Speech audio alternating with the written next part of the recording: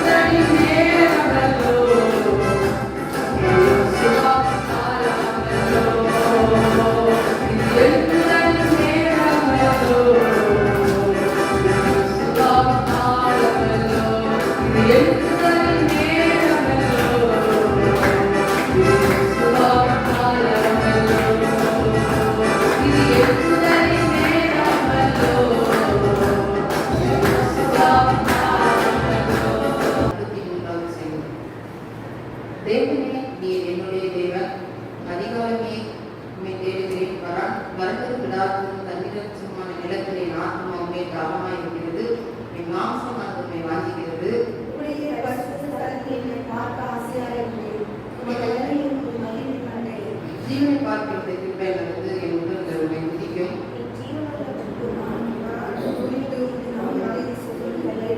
நிலத்தை கொடுப்பை முதல் போல என் ஆத்மா திருப்தியாகும், என் வாய் ஆனந்தத்திற்குள் உடல்கள் அளவை போற்றும். என் படத்தின் மேல் நான் உன்னை நினைக்கும் போது ராஜமாங்களையும் தியானிக்கிறேன். நீர் எனக்கு துணையா இருந்ததினால் ஒரு சட்டையின் நிழலை கணிக்கூறுகிறேன். என் ஆத்மா உன்னை தொடர்ந்து பற்றி கொண்டிருக்கிறது என்பது ஒரு அழகரையான பிராணம் அளிக்க தேடிக்கிறவங்கள பூமியில் தாழ்விடவே இறங்குவார்கள். கட்டையிட்டால் விடுவார்கள்.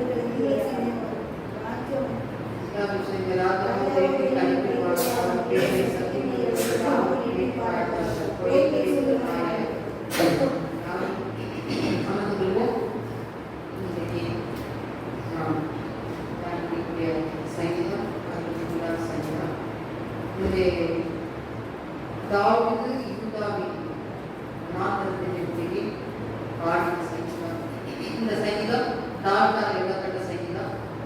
தாவீது வனாந்தரத்திலே இருக்கும்போது பாடுகிறான ஒரு சங்கீதமாக வார்த்தை இருக்கிறது. 3வது வசனத்தை நாம் பார்க்கிறோம்.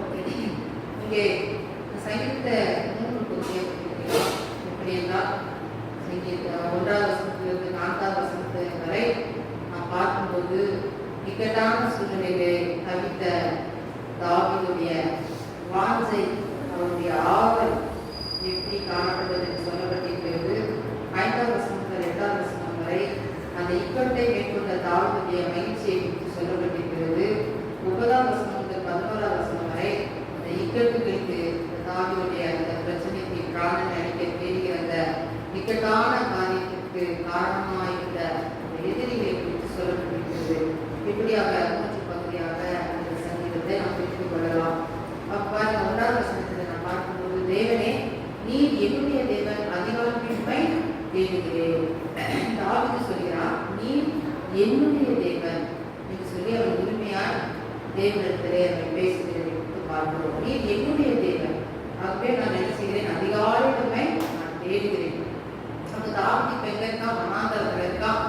அங்கே யூதாவின் வனாந்தரத்திலே அவன் இருக்கிறான். இக்கட்டான சூழ்நிலை, அவன் சொகுசா வாழ்ந்துக்கலாம். ராஜாவான அந்த சூழ்நிலையிலே நல்லா கொஞ்சம் கட்டளையிலே படுத்துக்கலாம். அவனுக்கு எல்லா காரியங்களும் எல்லா வசதிகளும் இந்த காலங்கள் உண்டு. ஆனாலும் இப்போ உள்ள சூழ்நிலை அவன் வனாந்தரமான வாழ்க்கை. வனாந்தரத்தில் என்ன இருக்காது, எதுவுமே இருக்காது.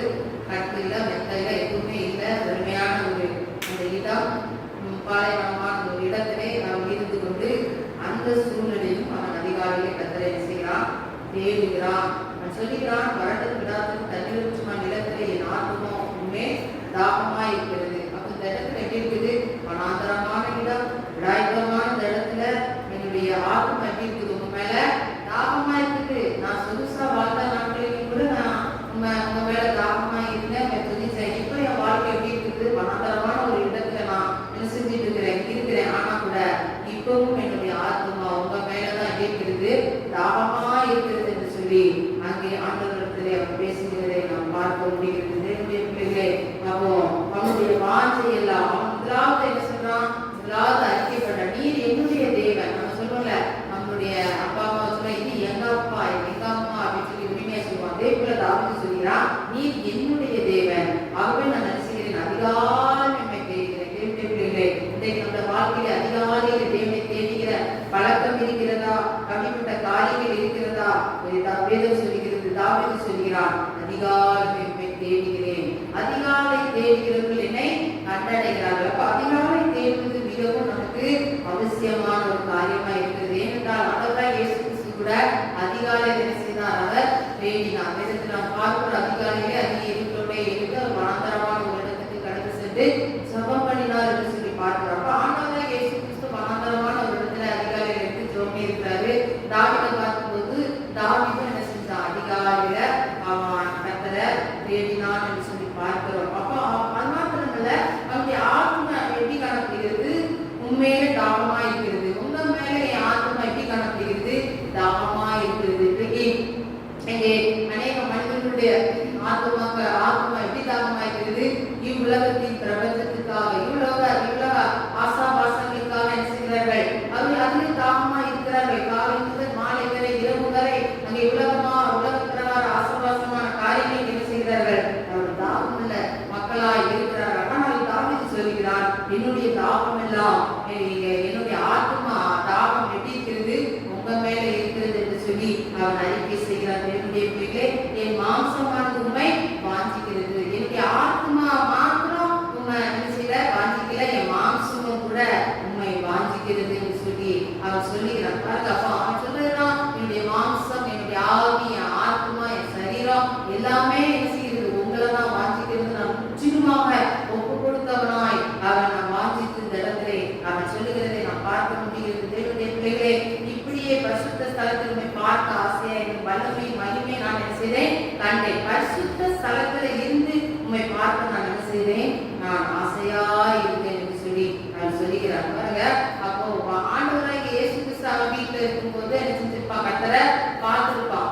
இப்போ அவன் கர்த்தரை எங்க பார்க்கிறான், அங்கே அவன் ஆசைக்கு கூட கூடி அவன் என்ன செஞ்சிருக்கலாம், அவன் நல்ல வாழ்ந்த நாட்களிலே அவன் தேவனை தொழுது கொண்டிருப்பான். ஆனா இப்போ அவன் என்ன செய்யறான், வனாந்தரத்துல தான் என்ன செய்யறான், கர்த்தரை தொழுது கொள்றான். அப்ப அந்த வனாந்தரத்துல ஆண்டவர் என்ன செய்கிறார், அவனுக்கு வெளிப்படுகிறார். அப்ப பாருங்க, அவனுக்கு அந்த வனாந்தரத்திலே கர்த்தரை அவனை நோக்கி பார்க்கும்போது அவன் என்னத்தை காண்கிறான் என்றால், ஒரு வல்லமையும் ஒரு மகிமையும் நான் என்ன செய்தேன் கண்டேன். அப்ப வனாந்தரமான இடத்திலே கூட கர்த்தரை நோக்கி அவன் வாஞ்சித்து அவன் கூப்பிடும் போது ஜெபிக்கும் போது ஆண்டோடைய வல்லமையை பார்க்கிறான், மகிமையை பார்க்கிறான். எங்க பார்க்கிறான், வனாந்தரத்துல பார்க்கிறான். வனாந்தரத்துல அங்கே நம்ம ஆகாரை குறித்து நம்ம பார்க்கிறோம். வனாந்தரத்துல கைவிடப்பட்டவளால் அவன் கதறி கூப்பிடும் போது அந்த வனாந்தரத்திலே என்ன செய்தான், தூதர் கடந்து வந்தான். தேவனுடைய பிள்ளைகளே, அப்ப வனாந்தரத்திலே அங்கே யோவான் ஸ்நானகனை குறித்து நாம் பார்க்கிறோம். மத்தேயு 3வது அதிகாரத்திலே மனதிற்கு தேவனுடைய ராஜ்யம் சமீபித்திருக்கிறது என்று சொல்லி என்ன செய்கிறான்,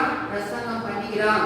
அப்போ வனாந்தரத்திலே மத்தேயு 4லே அங்கே சொல்லப்பட்டிருக்கிறது, வனாந்தரத்திலே இயேசு கிறிஸ்து கொண்டு போகப்பட்டு அவர் என்ன செய்கிறார், பிசாசினால் சோதிக்கப்படுகிறார் என்று சொல்லி பார்க்கிறோம். அப்போ அநேக காரியங்கள் வனாந்தரத்தில் எல்லா காரியங்களும் நடக்குது.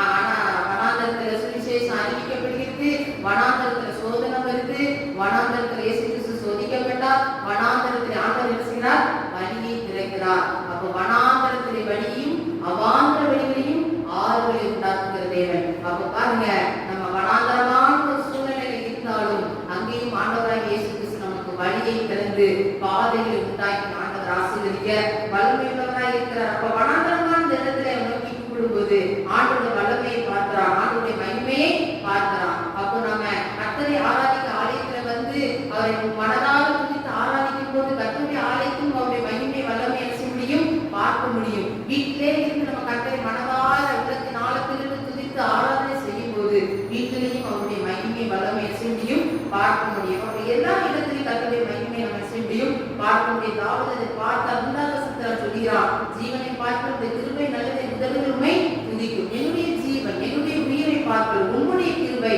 நல்லது, என் முதலில் உம்மை துதிக்கும் சொல்ல. தேவனுடைய பிள்ளைகளை இன்றைக்கு ஜீவனுக்காக தன் உயிரை காப்பாற்றுவதற்காக மக்கள் என்ன செய்கிறாங்க, பலவிதமான காரியங்களை செய்கிறாங்க. பலவிதமான எக்ஸசைஸ்கள் செஞ்சு அவங்க உடம்பை நல்லா ஃபிட்டிங்கா ஆரோக்கியமா வைக்கணும்னு சொல்லி அதிகாலை என்ன செய்யறாங்க, அதிகாலை வாக்கிங் போறாங்க, ரன்னிங் போறாங்க, ஜாக்கிங் போறாங்க, என்னெல்லாமோ செய்யறாங்க. அப்போ அந்த மாதிரிலாம் பண்ணி ஆரோக்கியமா உடம்ப வச்சுட்டா நம்ம ஜீவனோடு இருக்கலாம், நீண்ட நாள் வாழலாம் என்று சொல்லி மனிதனுடைய ஒரு அபிப்பிராயமா இருக்கிறது. அதுக்காக மக்கள் என்ன செய்கிறார்கள், பிரயாசப்படுகிறார்கள், வாசிக்கிறார்கள். வேதம் சொல்லுகிறது, ஜீவனை பார்த்து உங்களுடைய கிருபை நல்லது. அப்போ நம்ம ஜீவனுக்காக அவ்வளவு பிரயாசப்படுறதை விட ஆண்டவருடைய கிருபை தான் என்ன செய்யுது, நல்லது. ஆண்டவருடைய இரக்கம் தான் நல்லது. அப்ப நம்ம என்னதான் நம்ம பாடியை ஃபிட்டிங்கா வச்சாலும் அவருடைய இரக்கம் அவருடைய கிருபை நம்மள சூழ்ந்திருக்காவிட்டா இல்லை என்றால் அவருடைய கிருபை நம்ம மேல இல்லைன்னா நம்ம ஒண்ணு இல்லை, அடுத்த நிமிஷம் நம்ம என்ன செஞ்சிருவோம், இந்த பூமியில இருக்க முடியாது. ஆகவே அவருடைய இரக்கம் அவருடைய கிருபை நமக்கு அது மிகவும் அதுதான் ஒரு விசேஷமான காரியம் என்பதை அவன் உணர்ந்தவனாய் தாவீது இந்த இடத்தை ஆணித்தரமாய் சொல்கிறதை பார்க்கிறோம். அதனால முதல் உண்மை துதிக்கும். அப்போ நான் உண்மை துதிப்பேன் என்று சொல்லி அறிக்கப்படுகிறான். அப்புறம் நிலத்தையும் கொழுப்பையும் உடம்புல நாக்குமா திருப்தியாகும். ஒரு நம்ம கறி சாப்பிடும் போது என்ன சாப்பிடுவோம், நன்னி உள்ள அந்த உள்ளூர்ல அந்த போன் நேரம் அந்த உள்ளூர்ல அந்த எலும்பு மச்சை எடுத்து நம்ம செய்வோம், புரிஞ்சு சாப்பிடுவோம். அதுதான் நமக்கு என்னதான் கறி சாப்பிட்டாலும் அதை சாப்பிடும் போதுதான் நமக்கு ரொம்ப டேஸ்டா இருக்கும், நம்ம சாப்பிடுறது திருப்தி இருக்கும். அதே போல ஒரு நிலத்தையும் கொழுப்பையும் எப்படி நம்ம உண்கிறோமோ அதே போல ஆத்மா திருப்தியாகும். எதுல திருப்தியாகும், தாழ்ந்த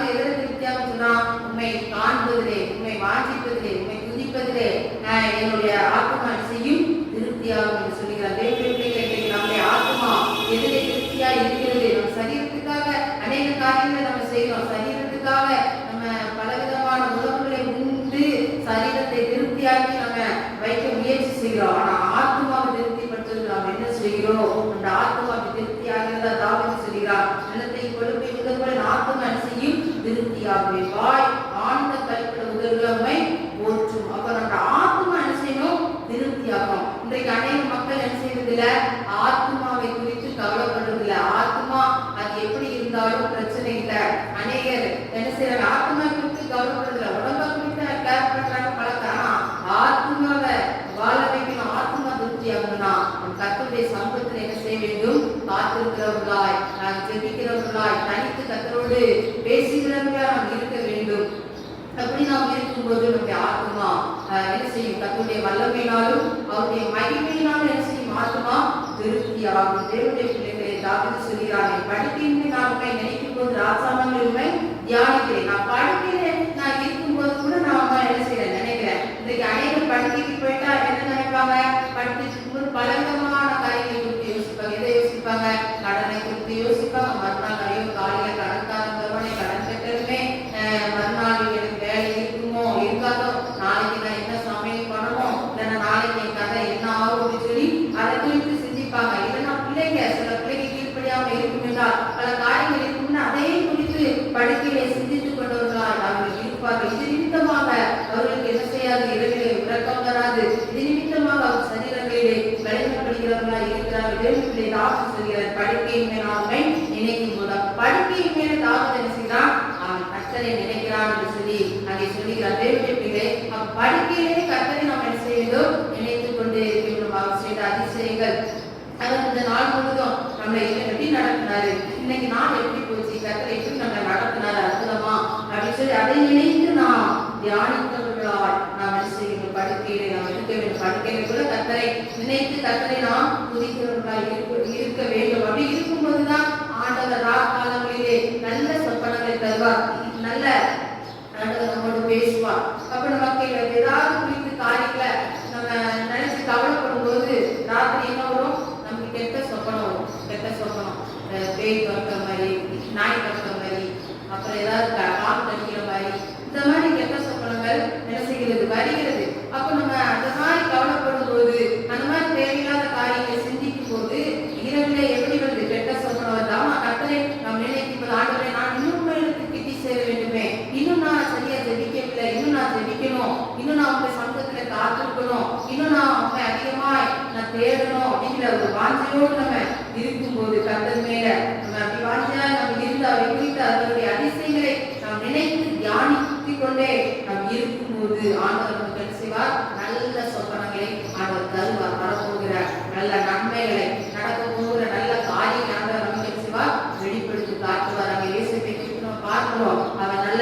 ஆண்டவர் நமக்கு என்ன செய்தார் நல்ல சொப்பனங்களை கொடுத்தார். இந்த தேவனுடைய பிள்ளைகளை அப்ப தாவீது படுக்கையிலே கர்த்தர் என்ன செய்கிறார் நினைக்கிறான். அப்புறம் அவருடைய செட்டைகளின் நிலையில நான் செய்வேன் கலிகுருவேன். தேவனுடைய செட்டைகளின் மறைவிலே நாம் மறைந்திருக்கிற நாம் அவரில் என்ன செய்ய வேண்டும் கலிகுற வேண்டும். அங்கே தாவீது சொன்னான் கலிகுறேன் என்று சொல்கிறான். என் ஆத்மாவை தொடர்ந்து பற்றி கொண்டிருக்கிறேன்னு சொல்கிறான். பாருங்க எவ்வளவு ஒவ்வொரு லைனா படிக்கும் போது அது ஆண்டவர் மேல இருக்கிற அந்த வாஞ்சியை எவ்வளவு வித்தியாசமாக அதில் எழுதியிருக்கிறார் என்பதை நம்மாலே அங்கே புரிந்து கொள்ள முடியுது கற்றுக்கொள்ள முடியுது. தேவனுடைய பிள்ளைகளை என் ஆத்மாவை தொடர்ந்து பற்றி கொண்டிருக்கிறது வலதுகம் என்னை தாங்குகிறது. அவருடைய கரம் நம்மளை தாங்குகிறது. என் பிராணனை அழிக்க தேடுகிறவர்களோ பூமியின் தாழ்வுகளில் என்ன செய்வார்கள் இறங்குவார்கள். அங்கே தாவீதை அழிக்கும்படிக்காக யார் எழுப்பி நின்றார்களோ எந்த சத்துக்கள் எழுப்பி நின்றார்களோ அவர்கள் என்ன செய்வார்கள் பூமியின் தாழ்விடங்களிலே இறங்குவார்கள் என்று சொல்லி அவர் என்ன செய்கிறான் விசுவாச அறிக்கை செய்கிறான். முதலாவது கத்திரத்திலே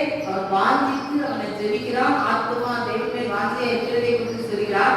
அவன் ஆரம்பத்துல அவன் அப்படியாக ஜெபிக்க சொன்ன பேசுறான். முடிக்கும் போது அவன் சொல்றான் பிராணனை அழிக்க தேடிக்கிறவங்க என்ன செய்வாங்க கால்விடத்துக்கு போயிடுவாங்க அவங்க ஒன்றும் இல்லாம போயிடுவாங்க அப்படின்னு சொல்றான். மாத்திரமல்ல அவர்கள் பட்டயத்தால் விழுவார்கள் நலிகளுக்கு இரையாவார்கள் என்று சொல்லி அவங்க விசுவாசமா சொல்றான். அப்ப கர்த்தர் என்ன செய்வார் என்னை உயர்த்துவார். என் சத்துக்கள் வெப்பப்பட்டு போவார்கள் அவர்களுடைய அழிந்து போவார்கள் என்று சொல்லி அங்கே தாவீது சொல்கிறதை குறித்து பார்க்கிறோம். தேவனுடைய பிள்ளைகளை ராஜாவோ தேவனின் கலிக்குவார் பேரி சத்தியம் யாவும் மேன்மை பாராட்டு போய் பேசுவாய் அழைக்கப்படும். பாருங்க அங்கே சத்துருடைய அழிவை குறித்து அங்கே தாவீது விசுவாச அறிக்கை செய்யறான். இன்றைக்கு ஏதாவது ஒரு சத்துரு ஏதாவது ஒரு போராட்டம் நம்மளை துன்புறுத்தும் போது எதிர்த்து வரும்போது நம்ம சொல்றோம் அவ்வளவுதான் என்னால ஜெயிக்க முடியாது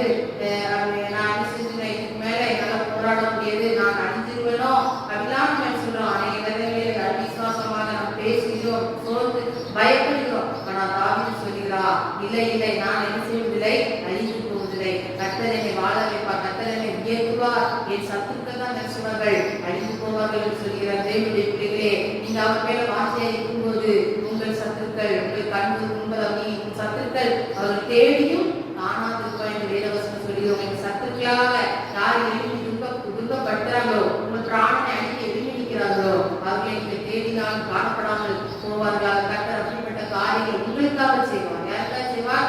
உங்களுக்காக செய்வார். ஏன்னா அவங்க மேல அவர் பாசமா பிரியமா இருக்கிறதுனால உங்களுக்காக அந்த காரியங்களை செய்வார். ஆகவே நீங்கள் செய்ய வேண்டிய காரியம் கர்த்தர் மேல என்ன செய்யணும்? வாஞ்சியா இருக்கணும். அவருடைய ஆலயத்தின் மேல, அவருடைய சமூகத்தின் மேல, அவருடைய மகிமையை பார்க்க வாஞ்சியா இருக்கணும். இன்றைக்கு எதையெல்லாம் பார்க்க மக்கள் வாஞ்சியா இருக்காங்க. செல்போன், இந்த நாட்களில் சொல்லப்போனா செல்போன்ல தான் மக்கள் இந்த உலகமே மூழ்கி அதெல்லாம் வாஞ்சி தூய்மைன்னு சொன்னா எனக்கு வாட்ஸ்அப்ல ஹாய் வந்திருக்கா, குட் மார்னிங் வந்திருக்கா, ஃபேஸ்புக்ல எத்தனை லைக் வந்திருக்கு, யூடியூப்ல எத்தனை லைக் வந்திருக்கு, யாரெல்லாம் போன் பேசியிருக்கா, இப்படிதான் அதுலதான் நம்ம பிடிக்கிறவர்களா இருக்கிறோம். தேவனுக்கு அப்படி இல்லாதபடி கர்த்தர் மேல நம்ம வாஞ்சியா நம் இருக்கும்போது, கர்த்தரையே நம் தெய்வமாய் கொண்டு நோக்கி ஓடும்போது கர்த்தர் நிச்சயமாக நமக்கு ஜெயம் தந்து நம்முடைய பிராணனை கர்த்தர் பாதுகாத்து கர்த்தர் ஜெயமுடன் நம்மை வழிநடத்துவாராக. கர்த்தர் தான் நம்ம வாசிங்கள். பிலிப்பியர் 4ஆம் அதிகாரம் 13ஆம் வசனத்தை வாசிப்போம். பிலிப்பியர் 4ஆம் அதிகாரம் 13ஆம் வசனம். பக்கம் 274. பழைய புதிய பாட்டு 270. எல்லாம் சேர்ந்து 3 முறை வாசிப்போம். என்னை பலப்படுத்துகிற கிறிஸ்துவினாலே என்னை பலப்படுத்துகிற கிறிஸ்துவினாலே எல்லாவற்றையும் செய்ய எனக்கு பலன் உண்டு. இவர்கள் என்னை பலப்படுத்துகிற கிறிஸ்துவினாலே. அல்லேலூயா, அல்லேலூயா. இந்த பிலிப்பி சபை ஒரு ஐரோப்பாவில் இருக்கிற ஒரு சபை. எங்க இருக்குது? ஐரோப்பா பாஸ்டமாக கர்த்தர் அங்கே இருக்கிற ஒரு சபைதான் இந்த பிலிப்பி சபை. அல்லேலூயா. பவுலுடைய 2வது மிஷனரி பிரயாணத்திலே அவர் இந்த பிலிப்பி சபைக்கு அவர் கடந்து சென்றார். அல்லேலூயா, அல்லேலூயா. ஆண்டவர் சொன்னார், நீ வந்து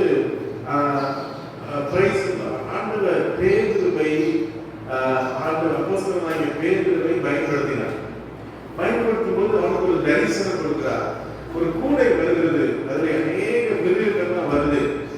அப்போ நீ அடித்து குஷி என்று சொல்கிறார். அவன் சொன்னான், அதவே நான் தீக்குள்ளதை குஷிக்க மாட்டேன் என்ற உடனே அவன் அந்த அப்போஸ்தலர் 12ஆம் அதிகாரத்தோடு அவனுடைய வார்த்தை முடிந்து விடுகிறது. அதன் அப்புறம் அவனை குறித்து அதிகமா சொல்லப்படாது. ஆனா அந்த 13ஆம் அதிகாரத்திலிருந்து இந்த பவுலை குறித்து கர்த்தர் எழுதினார். ஒரு அல்லேலூயா சொல்லுங்க. பவுல் என்பவன் எப்படிப்பட்டவன்? சபையை துன்புறுத்துகிறவன், சபைக்கு விரோதமாக எழுந்தவன். அவன் குதிரையிலே நிருபங்களை எடுத்துக்கொண்டு சபையை அடிக்கும்படியாக, சபையை துன்புறுத்தும்படியாக, தேவ பிள்ளைகள் எல்லாம் காவலில் இரும்படியாக வேகமாக வருகிறான். அப்போ திடீரென்று வானத்திற்கு ஒரு சத்தம் உண்டாய், சவுலே சவுலே என்னையே துன்பப்படுத்துகிறாய். அல்லேலூயா. அப்போ நீ யார் என்று கேட்டவனே ஆண்டவர் சொன்னார், நீ துன்பப்படுத்துகிற இயேசு மத்தியில் விழுகிறார். இந்த கண் பார்வை இல்லாமல் இருக்கிறது. அனனியா என்று சொல்லக்கூடிய ஒரு ஊழியக்காரன் அவனுக்காக வந்து ஜெபித்து கர்த்தர் திரும்ப பார்வை கொடுக்கிறார். தொடர்ந்து ஆண்டவருடைய ஊழியத்தை செய்கிறவனாக இருக்கிறார். அல்லேலூயா. அவனுடைய முதல் மிஷனரி பயணத்திலே அங்கே பர்னபா என்று சொல்லக்கூடிய ஒரு தேவ மனுஷன், பர்னபா என்றால் ஆறுதலின் மகன் என்று சொல்லக்கூடியவனை கூட்டிக் கொண்டு அவன் ஊழியம் செய்கிறான். அவன் முதல் மிஷனரி பயணம் முடித்துவிட்டு வரும்போது இந்த பர்னபாவுக்கும் இந்த பவுலுக்கும் இடையே ஒரு வாக்குவாதம் உண்டாகிறது, ஒரு பிரிவினை உண்டாகிறது. இது நிமித்தமாக அவர்கள் தொடர்ந்து செய்ய முடியவில்லை. ஆனாலும் கர்த்தர் இந்த பவுலையும் சீலாவையும் எடுத்து கர்த்தர் பயன்படுத்தினார். ஒரு அல்லேலூயா சொல்லுங்க. இன்னைக்கு அநேக தேவ பிள்ளைகளுடைய வாழ்க்கையில பாத்தீங்கன்னா சிலர் அவங்களோட பிரயாணம் பண்ணும்போது சில வாக்குவாதங்கள், சில பிடிக்காத காரியங்கள்னாலே அவங்க தொடர்ந்து என்ன செய்ய முடியாது, பிரயாணிக்க முடியாது. ஆனாலும் கர்த்தர் தன்னுடைய பிள்ளைகளை வைத்து ஆண்டவருடைய ராஜ்யத்தை கட்டுகிறவராக இருக்கிறார். அல்லேலூயா. வாசிப்பு அப்போஸ்தலர் நடவடிக்கைகள் 16ஆம் அதிகாரம் 19ஆம் வசனத்தை வாசிக்க பார்க்கலாம். அப்போஸ்தலர் நடவடிக்கைகள் 16ஆம் அதிகாரம் 19ஆம் வசனத்தை வாசிங்க. அங்கே ராத்திரியே பவுலுக்கு ஒரு தரிசனம் உண்டாயிற்று. அது என்னவெனில், மக்கதோனியா தேசத்தான் ஒருவன் நீ மக்கதோனியாவுக்கு வந்து எங்களுக்கு உதவி செய்ய வேண்டும் என்று. அல்லேலூயா சொல்லுங்க. மக்கதோனியா இந்த பிலிப்பு தேசம் தான் மக்கதோனியா. இன்னைக்கு அது கிரீஸ் என்று அழைக்கப்படுது. அப்போ இந்த கிரீஸினுடைய தலைநகர் மாசிடோனியா. இந்த பேரு அது தமிழ்ல மக்கதோனியா போட்டிருக்கு, ஆங்கிலத்துல மாசிடோனியா. அப்போ இந்த மாசிடோனியா நாட்டுக்காரன் வந்து சொல்லுறான், நீங்கள் வந்து எங்களுக்கு உதவி செய்ய வேண்டும். ஒரு அல்லேலூயா சொல்லுங்க. அந்த நாட்டிலே மிகுந்த தரித்திரம், விக்கிரக ஆராதனை, செய்வினை, வெள்ளி சூனியம், மாந்திரிய கட்டுகள், அவர்களை வழி நடத்துவதற்கு ஆட்கள் இல்லை. ஆகவே அவன் சொல்லுகிறார், நீங்கள் வந்து எங்களுக்கு உதவி செய்ய வேண்டும். ஒரு அல்லேலூயா சொல்லுங்க. உடனே வாசிங்க, 11ஆம் வசனத்துல வாசிங்க. ரோவாவில் கப்பல் ஏறி சாமோத்திராக்கே தீவுக்கு மறுநாளிலே நெயாபோலி பட்டணத்துக்கு நேராய் ஓடி அங்கே இருந்து மக்கதோனியா தேசத்து நாடுகளே ஒன்றிற்கு தலைமையானதோ ரோமர் குடியேற்றமான பிலிப்பு பட்டணத்துக்கு வந்து அந்த பட்டணத்திலே சில நாள் தங்கி ஒரு அல்லேலூயா சொல்லுங்க. கப்பல் பிரயாணம், அந்த விமானம் இருக்கிறது. விமானத்துல நீங்க தூத்துக்குடியில ஏறினீங்கன்னா 2 மணி நேரத்துல எங்க போயிடலாம், சென்னைக்கு. 1.5 மணி நேரம், 1:40 நினைக்கிறேன். 1:40 மணி ஆகும்போது நீங்க சென்னையில போய் என்ன செய்யணும், உங்க விமானம் கீழே இறங்கிடும். அப்ப அந்த நாட்கள் என்ன இருந்துச்சு, கப்பல் பிரயாணம் தான் இருந்துச்சு. கப்பல் பல நாட்கள், பல மாசங்கள் பிரயாணப்பட்டு போனோம். ஒவ்வொரு துறைமுகம் போய் அடுத்த கப்பல்ல போய் அப்படிதான் இருக்கணும். கப்பல் என்ன செய்யும், வாங்கிட்டு வரும். சிலருக்கு என்ன செய்ய கப்பல் பிரயாணம் ஒத்துக்க. ஆண்டவர் சித்தம்னா நீங்க நல்லா ஜாப் பண்ணீங்கன்னா ஸ்ரீலங்காவுக்கு கப்பல் போகுது. நாகப்பட்டினத்துல இருந்து எங்க போகுது, ஒருத்தருக்கு எவ்வளவு, 4000 போறதுக்கு 4500 ரூபாய், வர்றதுக்கு 4500 ரூபாய். எல்லாம் இருக்கா, 4 மணி நேரத்துல போயிடும் ஸ்ரீலங்கா. அப்போ அருமையான தேவ பிள்ளைகளே, அப்போ பாருங்க, இந்த கப்பல் பிரயாணத்துல தான் அந்த பவுல்லாம் போனார். ஒரு அல்லேலூயா சொல்லுங்க. அப்போ பிலிப்பு பட்டணத்திலே வரும்போது வாசி 13ஆம் வசனம் வாசிங்க. பட்டணத்துக்கு வெளியே போய் ஆற்றின் அருகே வழக்கமாய் ஜெபம் பண்ணுகிற இடத்தில் உட்கார்ந்து அங்கே கூடியிருந்த ஸ்திரீகளுக்கு உபதேசித்தோம். அப்பொழுது நியாயத்தீர்ப்பாளரும் இரத்தபரந்தும் திக்கிறவர்களும் தேவனை வணங்குகிறவருமாகிய லீதியா என்னும் பேருள்ள ஒரு ஸ்திரீ கேட்டுக்கொண்டிருந்தார். ஒரு அல்லேலூயா சொல்லுங்க. இவர்கள் ஆற்றின் அருகே உட்கார்ந்தாங்க. அவங்களுக்கு ஜெப ஆலயம் இல்ல, தேவனை வழிபடுத்தக்கூடிய வாசல் இல்ல, அநேக தடைகள் இருக்கிறது. ஆனா அந்த ஆற்று பக்கத்துல இருந்து ஜெபம் இருக்கிறாங்க. இவங்க ஜெபம் இருக்கிறத ஒரு சகோதரி, ஒரு பிசினஸ் உமன், பிசினஸ் செய்கிற ஒரு சகோதரி, லீதியாங்கிற ஒரு சகோதரி, அவர் கேட்டுக்கொண்டே இருக்கிறார். ஒரு அல்லேலூயா சொல்லுங்க. அல்லேலூயா. அவர் பேரு லீதியா. கர்த்தர் அவருடைய உள்ளத்தை நமக்கு அவளுடைய வீட்டாளர் ஞானஸ்தானம். ஒரு அல்லேலூயா சொல்லுங்க. பாருங்க, அவருடைய ஞானங்கள் சும்மா விருதாவா போல. இங்க 2 விதமான பெண்களை பார்க்கிறாங்க. ஒரு பெண் அங்கே நல்ல பக்தி உள்ள ஒரு பெண், அவள் புறஜாதி பெண் தான், ஆனா அவளுடைய உள்ளம் ஆண்டவருக்காக திறக்கப்பட்டு ஒரு ஊழியம் செய்கிறார். இன்னொரு பெண் பாருங்க, 16ஆம் வசனத்தை வாசிங்க பாருங்க. 16ஆம் வசனம். நாங்கள் ஜெபம் பண்ணுகிற இடத்துக்கு போகையிலே குறி சொல்ல ஏவுகிற ஆவியை கொண்டிருந்து குறி சொல்கிறதுனால் தன் எஜமான்களுக்கு மிகுந்த ஆதாயத்தை உண்டாக்கினார். ஒரு பெண் எங்களுக்கு ஒரு பெண் பக்தி வைராக்கியம் உள்ள ஒரு பெண், ஒரு பெண் அங்கே பிசாசினால் பிடிக்கப்பட்ட ஒரு பெண். ஒரு அல்லேலூயா சொல்லுங்க. அவங்களுடைய ஊழியத்துல, நம்முடைய ஆண்களுடைய வாழ்க்கை பயணத்துல 2 விதமான மக்களை பார்க்கலாம். ஒன்று கர்த்தருக்கு பயந்த மக்கள், ஒன்று தீமையான மக்கள். ஒரு அல்லேலூயா சொல்லுங்க. அவை அருமையான தேவ பிள்ளைகளே, 2 பேரையும் நம்ம பார்த்துதான் ஆகணும். ஒரு அல்லேலூயா சொல்லுங்க. ஒன்று கர்த்தருக்காக பயந்து நடுங்குகிற, கர்த்தரை விசுவாசிக்கிற, கர்த்தர் மேல பிரியமா இருக்கிற ஒரு கூட்ட ஜனங்கள். இன்னொன்று ஆண்டவரை வெறுக்கிற, ஆண்டவருக்கு விரோதமாய் கிரியை செய்கிற, தந்திரமான திட்டங்களுடைய, தந்திரமான யோசனைகளுடைய மக்களும் இருக்கிறார்கள். ஒரு அல்லேலூயா சொல்லுங்க. அப்போ இங்க என்ன நடக்கிறது என்றால், இவள் என்ன செய்கிறாள், குறி சொல்கிறதை அவள் என்ன செய்கிறாள், அவள் சொன்னால் இவர்கள் உன்னதமான தேவனுடைய குமாரன். அல்லேலூயா. உன்னதமான தேவனுடைய குமாரனா இல்லையா சொல்லுங்க. ஆனா பவுல் சொல்கிறார், அவள் சினம் கொண்டு இயேசுவின் நாமத்தினால் நீங்களை விட்டு வெளியே போ. ஒரு அல்லேலூயா சொல்லுங்க. பிசாசு கொண்டு வருகிற ஸ்துதியை ஆண்டவர் விரும்பவில்லை. ஒரு அல்லேலூயா சொல்லுங்க. இயேசு கிறிஸ்து 40 நாள் உபவாசம் இருந்தபோது அவன் பிசாசு வந்து சொன்னான், நீ தேவனுடைய குமாரனால் என்னை பணிக்கொள், அப்போது நான் எல்லாத்தையும் கூட கொடுப்பேன். அல்லேலூயா சொல்லுங்க. ஆண்டவர் பார்த்து என்ன சொன்னார்? அப்பாலே போ சாத்தான். அல்லேலூயா. பிசாசு கொடுத்த எந்த ஆசீர்வாதமும் எனக்கு தேவையில்லை. அல்லேலூயா. அல்லேலூயா. நீங்க உங்களை பார்த்து சொல்ற கொண்டு முடியுமா தாரேன், நீங்க விக்கிரகத்தை தார விழுந்து வணங்குறேன்னு சொன்னா என்ன சொல்றீங்க? மனமும் தேவையில்லை, நீயும் தேவை, ஓடிப்போ அப்படின்னு சொல்லுங்க. அல்லேலூயா சொல்லுங்க. அப்போ பாருங்க, அந்த பவுலுக்கு நல்லா தான் இருந்துச்சு. பிசாசு கூட நம்மள நல்லா சொல்றானே, நல்ல புகழ்றானே அப்படின்னு சந்தோஷமா தான் இருந்துச்சு. ஆனாலும் அது சொன்னா விட்டு போ. ஒரு அல்லேலூயா சொல்லுங்க. அப்போ அவனுக்கு பிசாசு அவளுக்கு போன அப்படின்னால அவளை குறி சொல்ல முடியல. எஜமானுக்கு நஷ்டம் வந்தது, அதனால அவனை பிடிச்சி சிறைச்சாலையில போடுறாங்க. ஒரு அல்லேலூயா சொல்லுங்க. தொழுபுறத்துல கட்டி வச்சு காலை கையும் உடைச்சி அடிச்சு மிதிச்சு என்னென்ன பண்ணணுமோ எல்லாம் பண்றாங்க. ஒரு அல்லேலூயா சொல்லுங்க. அப்ப அன்னைக்கான தெய்வ பிள்ளைகளே, உங்களுடைய வாழ்க்கை ஒரு ஆசீர்வாதமான வாழ்க்கை மட்டுமல்ல, பாடுகளும் பிரச்சனையும் நிறைந்த வாழ்க்கை. ஒரு அல்லேலூயா சொல்லுங்க. இயேசு கிறிஸ்து கல்வாரி சிலுவையிலே அவர் உடைக்கப்பட்டார். அவருடைய கைகளிலே ஆணி அணையப்பட்டது, அவருடைய விலாவிலே ஈட்டி குத்தப்பட்டது, அவருடைய சிரசிலே முட்குடி வைக்கப்பட்டது, அவருடைய முதுகிலே சவுக்கை வைத்து அடித்தார்கள். அருமையான தேவ பிள்ளைகளே, கிறிஸ்தவ வாழ்க்கை என்பது ஒரு சந்தோஷமான வாழ்க்கை மட்டுமல்ல, அது பாடுகளும் பரியாசங்களும் நிந்தைகளும் அவமானங்களும் ஏளனங்களும் நிறைந்த ஒரு வாழ்க்கை. அல்லேலூயா சொல்லுங்க.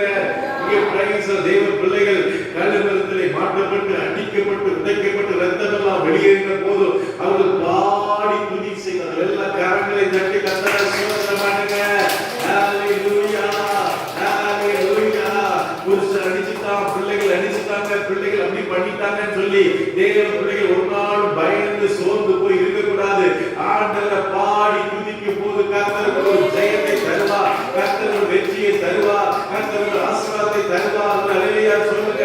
அவர் பாடி தேவனை துதித்த போது, பாடி தேவனை ஆராதித்த போது, ஓ சிறைச்சாலையுடைய அந்த சங்கிலிகள், சிறைச்சாலையுடைய பூட்டுகள் எல்லாம் உடைந்து, ஓ கர்த்தருக்கு எல்லா சங்கிலிகளும் தெரிந்து ஒரு விடுதலை கொடுத்தார். கட்டப்பட்டிருக்கிற தேவ பிள்ளையே, ஓ பிசாசுக்கு மந்திர கட்டுகளால, பிலிசினி கட்டுகளால, வியாதி கட்டுகளால கட்டப்பட்டிருக்கிற தேவ பிள்ளையே, நீ தேவனை ஆராதிக்கும் போது, தேவனை துதிக்கும் போது, தேவனை பாடும் போது, தேவனை விடுவிக்கிற தேவனாய் இருக்கிறார். ஓ பிரைஸ் அல்லாஹ். சாத்ராக் மேஷாக் ஆபேத்நேகோ பிரைஸ் அல்லாஹ் கட்டப்பட்டவர்களாய் அக்கினி ஜுவாலையிலே வீசப்பட்டார்கள். நாங்கள் ஆராதிக்கிற தேவனை தப்புவிக்க வல்லவராய் இருக்கிறார்கள். ஒரு விசுவாசத்தோடு கூட, ஒரு வைராக்கியத்தோடு கூட நீ நிறுத்தின போர்ச்சனையை வணங்க மாட்டோம் என்று இருந்த போது ஆண்டவர்களை அக்கினி ஜுவாலைக்கு வந்தவரை கட்டி பிடித்துக் கொண்டார். அல்லேலூயா சொல்லுங்க. அவர்களை பாதுகாத்து கொண்டார், அவர்கள் தப்புவிக்கப்பட்டார்கள். ராஜா பார்க்க, ஐயோ பாருங்கள், சாத்ராக் மேஷாக் ஆபேத்நேகோ அவர்கள் எரியவில்லையே, இவர்கள் மேல் ஏதோ ஒரு சக்தி இருக்கிறது, ஏதோ ஒரு வல்லமை இருக்கிறது என்று சொல்லி ராஜா புரிந்து கொண்டார்.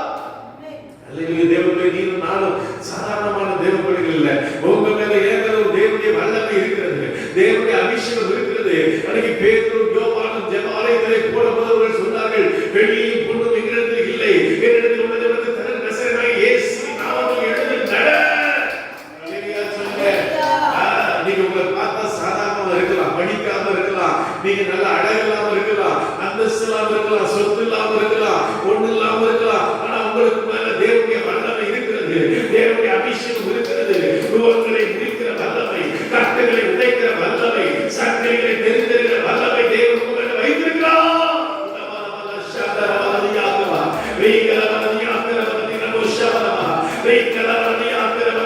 சிம்சோனை கட்டையில் வைத்து கட்டினார்கள், கைகளை வைத்து கட்டினார்கள், சட்டைகளை வைத்து கட்டினார்கள். தேவனுடைய ஆவியானவர் அவர்களை இறங்கின போது இந்த சங்கிலிகள் எல்லாம் பிரித்து போனது. காலைகளில் உங்க மேல இருக்கிற சங்கிலிகள், உங்க மேல இருக்கிற கட்டுகள், உங்க மேல இருக்கிற வியாதிகள், உங்க மேல இருக்கிற பலவீனங்களை தேவன் உடைக்க வல்லவராய் இருக்கிறார். பவுலும் சீலாவுக்கு தேவனுடைய ஆலயத்தில் ஓ பிரைஸ் சிறைச்சாலையிலே கையில் கட்டப்பட்டிருந்தாலும், காலில் கட்டப்பட்டிருந்தாலும், நாவுகள் கட்டப்படவில்லை. கர்த்தரை துதித்தார்கள், கர்த்தரை ஆராதித்தார்கள், கர்த்தருக்கு விடுதலை கொடுத்தார். அல்லேலூயா. ஆமென். ஆண்டவர் உங்களுக்கு எனக்கு கொடுத்த ஆயுதம் என்னது? துதி. பாட்டு நல்லா இருக்கா, நல்லா இல்லையா, ராகமா இருக்கா இல்லையா, பிரச்சனை துதிங்க. கழுத மாதிரி இருந்தாலும் பரவாயில்ல, துதிங்க. அல்லேலூயா சொல்லுங்க. ஆமென். அல்லேலூயா. லேயாள் புருஷனால் வெறுக்கப்பட்டாள். புருஷன் அவளை பார்த்தாலே பிடிக்கல, கண்ணு ஒரு மாதிரி இருக்கிறத பார்த்தா பிடிக்கல. ராகேல் ரொம்ப அழகா இருக்கிறாளேன்னு சொல்லி அல்லேலூயா. அவன் யூதா பிறந்த போது சொன்னா, என் புருஷன் மேல அன்பா இருப்பா, நான் கர்த்தரை துதிப்பேன். அல்லேலூயா சொல்லுங்க. புருஷன் அன்பா இருந்தாலும் இல்லாட்டி நான் கர்த்தரை துதிப்பேன். அல்லேலூயா சொல்லுங்க. புருஷன் பேசிக்கிட்டே மாட்டாரு, பேசவே மாட்டாரு, ரெண்டு சட்டை சட்டையா போட்டாரு அப்படின்னு சொல்லிட்டு இருக்கிறாரு. அல்லேலூயா சொல்லுங்க. என் புருஷன் நேசிப்பான், என் புருஷன் மேல பாசமா இருப்பான். நான் கர்த்தரை துதிக்க துதிக்க துதிக்க என் புருஷனுடைய உள்ளந்த கர்த்தர் மாத்திரல கரங்களை கர்த்தரை சோதனை பண்ணுங்க. ஹalleluya ஹalleluya. இப்ப எல்லாரும் விடுவிக்கப்பட்ட சிறைச்சாலைக்காரன் என்ன பண்றான்? கத்தி எடுத்து குத்துறதுக்கு தற்கொலை பண்ண போறான். அப்போ பவுல் சொல்றாரு, கத்தி வச்சு குத்தாத போறாங்க எல்லாம் இருக்கிறாங்க. ஹalleluya சொல்லுங்க. அவன் சுவிசேஷத்தை சொல்லுகிறான். அங்கே வாசிக்கும்போது வாசிக்கவாங்க, அங்கே வாசிக்கிறோம். பிரைஸ் எல்லாம் வாசிக்கிறோம். வசனம் வாசிங்க வாசிங்க. அவர்கள் வெளியே அழைத்து வந்து ஆண்டவமாரே, ரட்சிக்கப்படுவதற்கு நான் என்ன செய்ய? கொஞ்ச நேரத்துக்கு மேல அடிச்சு உதைச்சவன், மிதி மிதி மிதிச்சவன், பூட்ஸ் கால வச்சு நெஞ்சிலே ஏறி ஏறி மிதிச்சவன், எங்கெங்க உடம்புல இடம் இருக்கு அங்கெல்லாம் எகிரி மிதிச்சவன், லத்தி கம்ப வச்சு அடி அடின்னு அடிச்சவன். அதை சொல்றான், ஆண்டவர் மாவே நாங்கள் ரட்சிக்கப்படுவதற்கு என்ன செய்ய வேண்டும்? அல்லேலூயா சொல்லுங்க. 2000 ஆண்டுகளுக்கு அம்மா சிறைச்சாலைக்கு போனாங்க. சுவிசேஷம் சொன்னபடினால 8 நாள் அவங்களை கொண்டு ஜெயில வச்சிருந்தாங்க. அல்லேலூயா சொல்லுங்க.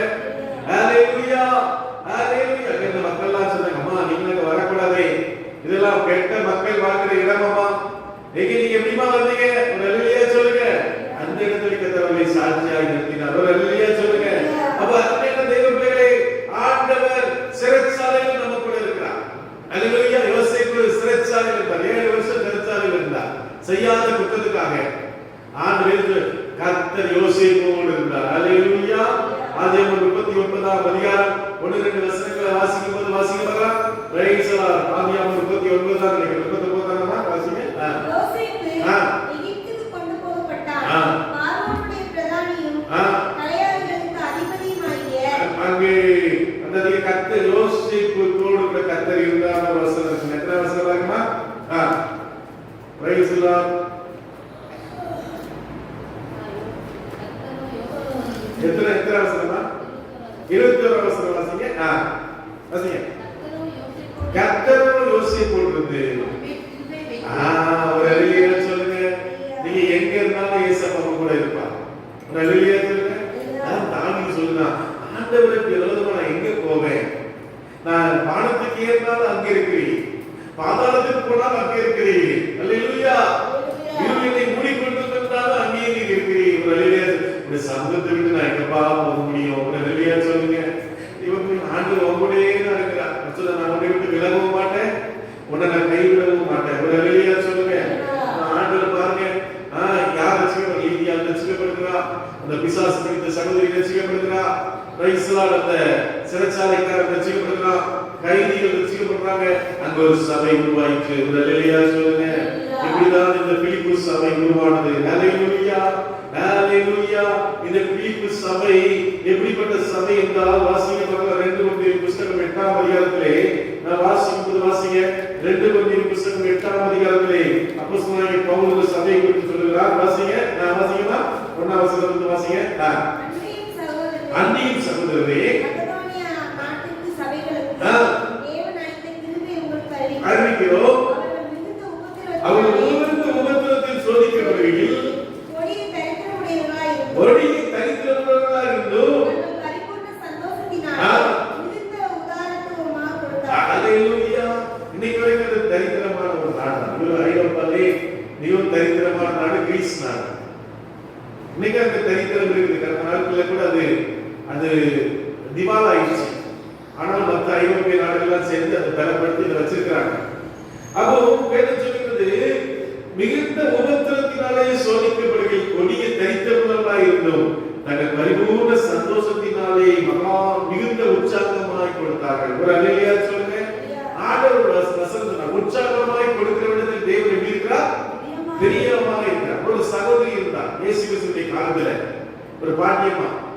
அவட்ட இருந்து 2 வெள்ளி காசு தான், 2 துட்டு தான் இருந்துச்சு, 2 காசு. அதை அப்படியே கொடுத்தான். எல்லாரும் அவங்க 10ல 1 போட்டாங்க, 10ல 2 போட்டாங்க, 10ல 5 போட்டாங்க, பல காரியங்களை செஞ்சாங்க. ஆனா அந்த பாட்டிமாக்கு இருந்த சொத்தையே கர்த்தருக்கு கொடுத்தார். அல்லேலூயா. அப்ப அவளை கர்த்த பெருமையா பேசினார். ஒரு அல்லேலூயா சொல்லுங்க. அது 3ஆம் வசனம் வாசிங்க.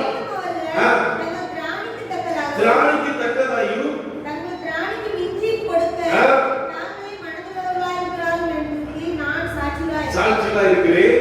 தங்கள் உபகாரத்தையும் பரிசுத்தவான்களுக்கு செய்யப்படும் தர்ம ஊழியத்தின் பங்கையும் நாங்கள் ஏற்றுக்கொள்ளும்படி அவர்கள் எங்களை மிகவும் வேண்டிக் கொண்டார்கள். சொல்லுங்க. எத்தனையோ சபைகள்ல புரிஞ்ச கலாத்திய சபை, எபேசு சபை, லவோதிகா சபை, சிமிர்னா சபை, பிலதெல்பியா சபை, சர்தை சபை, இப்படி பல சபைகளிலே பவுல் ஊழியம் செய்தார். ஒரு அல்லேலூயா சொல்லுங்க. அப்போஸ்தலனாகிய யோவான் இந்த சபையில் 7 சபைகளுக்கு அவர் அங்கே நிருபங்களை வெளிப்படுத்தின விசேஷத்தில் அவர் எழுதுகிறார். அங்கே பேதுரு சபைகளுக்கு அவர் அங்கே நிருபங்களை எழுதுகிறார். யாக்கோபு அங்கே சபைகளுக்கு நிருபங்களை எழுதுகிறார். பவுல் சபைகளிலே போய் ஊழியம் செய்கிறார். தீமோத்தேயு அந்த சபைகளிலே போய் ஊழியம் செய்கிறார். அல்லேலூயா. எப்பாப்ராத்து போய் அந்த சபைகளிலே ஊழியம் செய்கிறார். அல்லேலூயா சொல்லுங்க. அப்போ தேவ பிள்ளைகள் எல்லா சபைகளை காட்டிலும் இந்த மக்கோதனிக்கா சபை தேவனுக்கு நல்ல உற்சாகமாய் கொடுக்கிற சபை. ஒரு அல்லேலூயா சொல்லுங்க. தன்னுடைய கடித்தத்தின் மத்தியிலும், தன்னுடைய கஷ்டத்தின் மத்தியிலும், தன்னுடைய வேதனை, வறுமை, வேலை இல்ல, வறுமை, கஷ்டத்தின் மத்தியிலும் கர்த்தருக்கு உற்சாகமாய் கொடுத்தார்கள். ஒரு அல்லேலூயா சொல்லுங்க. நம்முடைய பாலேங்கி சொல்ல ஒரு ஊழியக்காரர் கையில இறந்துட்டார். பொலியாளர் இருக்கும்போது அவர் 10 லட்சம் விசுவாசிகள் உள்ள ஒரு சபை, மிகப்பெரிய சபை. அவர் சபையை கட்டும்போது அவருடைய சபையில பயங்கர பண கஷ்டம் வந்துச்சு. வேலை இழப்புகள், பொருளாதார சரிவுகள், மிகுந்த கஷ்டங்கள் உள்ள ஜனங்கள் போனாங்க. 40 நாள் உபவாசம் இருக்கும்போது ஒரு பாட்டியம்மா வந்து சொன்னாங்க, என்கிட்ட கொஞ்சம் ரேஷன் அரிசி இருக்குது, நான் தர பாசம் சொன்னாங்க. அவருக்கு கோவம் வந்துச்சு. போகமா, ரேஷன் அரிசி வச்சு என்ன செய்ய, சபை கட்ட முடியுமா போ அப்படின்னு சொல்லி அவருக்கு கோபத்தில் அனுப்பிட்டார். திரும்ப திரும்ப வந்துச்சு, அப்படியே போவீங்க. அதனால விசுவாசிகள்லாம் வந்து நிறைய பிரைஸ் வர்ஷிப் பண்ணிக்கிறதுல ஆண்டுடைய சில சாட்சிகள்லாம் சொல்லி நம்பதமா எனக்கு கொஞ்சம் சான்ஸ் கொடுங்க, அவனுக்கு வேண்டாம் வேறுபா சரி பேச அப்படின்னு நான் சொன்னார். நான் பாஸ்டர் வந்து சபை கட்டுமான பணிக்காக என் ரேஷன் அரிசியை கொடுத்து அவரு வாங்க மாட்டேங்கிறாரு. எனக்கு ரொம்ப கஷ்டம். நீங்க யாராவது வாங்குறீங்களா? ஒருத்தர் நான் $1000 வாங்குறேன். ஒரு வழியா சொல்லுங்க. இன்னொரு $5000 வாங்குறேன்னு சொல்லி அப்படியாக அவர்கள் அந்த கஷ்டத்தை மத்தியிலே ஆண்டுடைய சபையை கட்டினதாக அவர்கள் சொன்னாங்க. ஒரு வழியா சொல்லுங்க. அவர் தெய்வ பிள்ளைகளை கொடிய தரித்திரம், கொடிய வறுமை, கொடிய காரியங்கள் இருந்தாலும் அவர்கள் கர்த்தருக்கு உண்மையாய் இருந்தார்கள். அதனாலதான் வெளிப்பட்ட விசேஷம் 3ஆம் அதிகாரம் 7-8 வசனங்களிலே சொல்லப்படுகிறது, உனக்கு கொஞ்சம் பலன் இருந்தும் என் நாமத்தை மறைந்தறியாதபடியா திறந்த வாசலை உனக்கு வைத்திருக்கிறேன். ஒரு அல்லேலூயா சொல்லுங்க. அப்ப தேவன் நம்மை சோதித்து பார்க்க, கொஞ்சத்துல நீ உண்மையா இருக்கிறியா? கொஞ்சத்துல தரித்திரத்துல, கஷ்டத்துல, வேதனையில, பசியில, பட்டினியில கர்த்தருக்கு நீ பிரியமா இருக்கிறியா? ஆண்டவருக்கு எதிர்பார்க்கிறார். ஒரு அல்லேலூயா சொல்லுங்க. நம்மை பலப்படுத்துகிற கிறிஸ்து அவருடைய வாழ்க்கையிலே 2 கொரிந்தியர் 12ஆம் அதிகாரம் 9ஆம் வசனத்திலிருந்து வாசிக்க பார்க்கலாம். 2 கொரிந்தியர் 12ஆம் அதிகாரம் 9ஆம் வசனத்திலிருந்து வாசிங்க. என் கிருபை உனக்கு போதும், பலவீனத்திலே என் பலன் பூரணமாய் விளங்கும். அல்லேலூயா சொல்லுங்க. பவுலுக்கு ஒரு புல் கொடுக்கப்பட்டிருந்தது, பவுலுக்கு ஒரு கஷ்டம் இருந்தது, பாடுகள் கொடுக்கப்பட்டிருந்தது. சொன்னார், எனக்கு இந்த பாடுகள்லாம் தாங்க முடியலப்பா, எனக்கு இதெல்லாம் தேவையில்லப்பா, அதெல்லாம் எடுத்து கொடுங்கப்பான்னு சொன்ன போது ஆண்டவர் சொன்னார், உன் பலவீனத்திலே என் பலன் பூரணமாய் விளங்கும். அல்லேலூயா சொல்லுங்க. கிறிஸ்து உங்களுக்கு ஒரு பலத்தை கொடுக்கிறவராய் இருக்கிறார். ஒரு பலவீனங்கள் வரும்போது, வியாதிகள் வரும்போது, சோர்வுகள் வரும்போது, கஷ்டங்கள் வரும்போது, கஷ்டங்கள் வரும்போது ஆண்டவரை பலப்படுத்துகிறவராய் இருக்கிறார். யோபுடைய வாழ்க்கையிலே ஒரு பக்கம் நஷ்டம், ஒரு பக்கம் பிள்ளைகளுடைய இழப்பு, பொண்டாட்டி கட்ட பொண்டாட்டி ஏய் நீ மாறடா, உயிரோடு செத்த போனடா, பக்கத்துல வராதடா அப்படிங்கிறான். சில மனைவிமார்கள் ஒரு குறிப்பிட்ட வயசு வந்தவங்க புருஷனை பக்கத்திலே விடுறது இல்லை. அதனால புருஷன் வேற மனைவி பார்த்து போயிடும். அல்லேலூயா. நாத்து அடிக்குது, கொட்டாவி விடுற, புரட்ட வருது அப்படின்னு சொல்லி எழுதிவாங்க. இப்படியாக சொல்லிடுவாங்க. ஆரம்பத்தில் அத்தா மொத்தா அத்தா மொத்தா அத்தா மொத்தம் எங்கே சொல்லிக்கிட்டு தெரியல. அப்பா சொல்லிங்களா, அப்பாவா தெரியல தெரியல.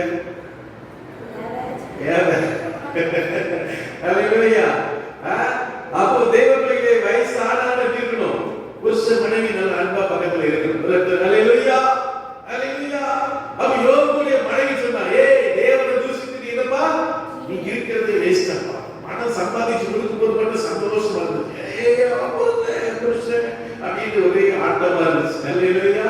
இப்ப சம்பாத்தியம் இல்லைன்னு சொல்லிட்டாங்க, செத்து தொலைடா அப்படின்னு சொல்லிட்டாங்க. அல்லேலூயா சொல்லுங்க.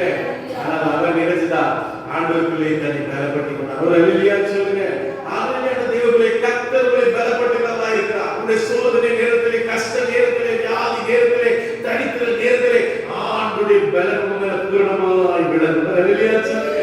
ஆண்டவர் உங்களுடைய பலவீனத்திலே என்னுடைய பலம் பூரணமாய் விளங்கும். உங்களுடைய கஷ்டத்திலே, உங்களுடைய வியாதியிலே, உங்களுடைய தரித்திரத்திலே என்னுடைய பலம் பூரணமாய் விளங்கும்.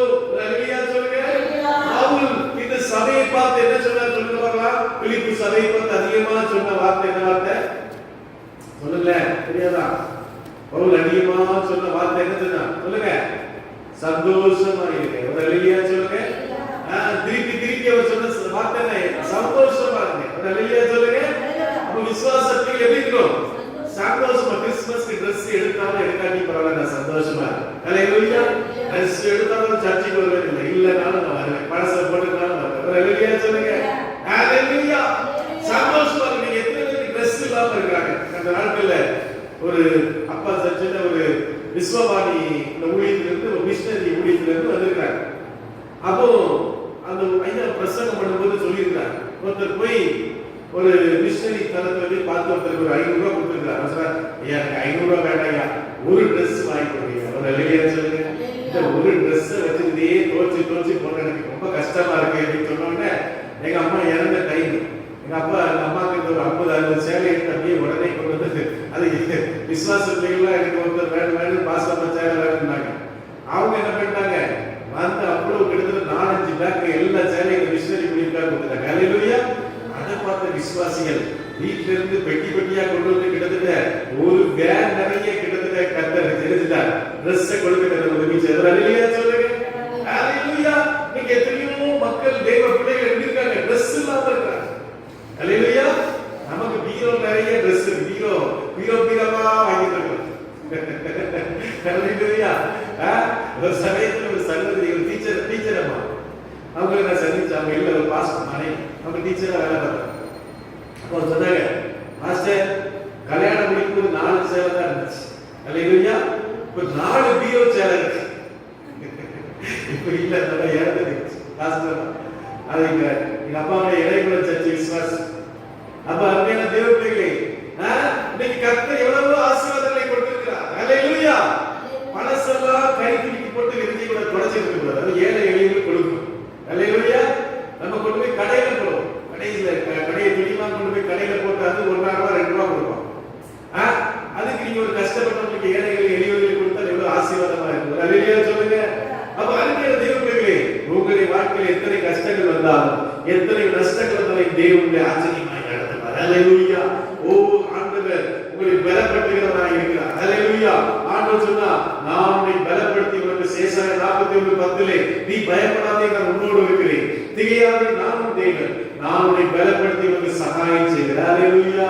என் தேவன் உனக்கு உதவி செய்வார். அல்லேலூயா. அல்லேலூயா. அருமையான தேவ பிள்ளைகளே, ஓ கடைசியாக என் சகோதரரே, கர்த்தரின் நம்முடைய சத்துவத்தில் நீங்கள் பலப்படுங்கள். ஏனென்றால் உங்களுடைய எதிராளியை பிசாசனோடு கூட நீங்கள் எதிர்த்து நின்று அவனை நீங்கள் ஜெயிக்கணும். அல்லேலூயா சொல்லுங்க.